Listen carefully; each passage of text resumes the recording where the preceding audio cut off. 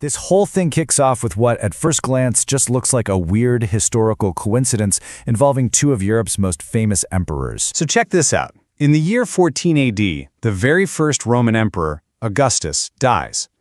Now you fast forward through the centuries to 814 AD, and Charlemagne, the guy who basically forged the Holy Roman Empire, also dies. The source we're examining here tells us to pay very close attention to the gap between these two huge events. Yep, an 800-year gap. Exactly.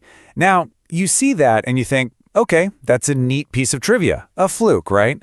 But according to this source, that number isn't a coincidence at all. It's a key, and it's the start of a pattern that gets a whole lot bigger and, frankly, a lot stranger. So, if 800 years is our key, what other doors does it unlock? Well, this is where it really starts to get interesting, because that same 800-year rhythm starts popping up all over the place. The source lays out this incredible timeline of Rome itself, its precursors and its successors. You have Troy falling to the Greeks. Then, about 800 years later, Rome gets sacked by the Celts.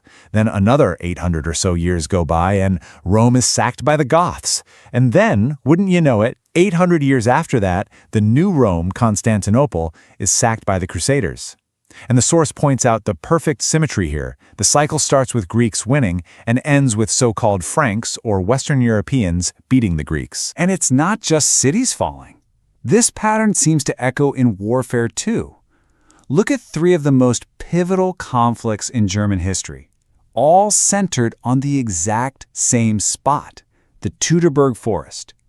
First, you've got the Roman legions getting wiped out in 9 AD. Flash forward 800 years, and Charlemagne is fighting his brutal wars against the Saxons right there. And 800 years after that, the 30 Years' War is raging nearby. It's that same 800-year drumbeat, just echoing through time.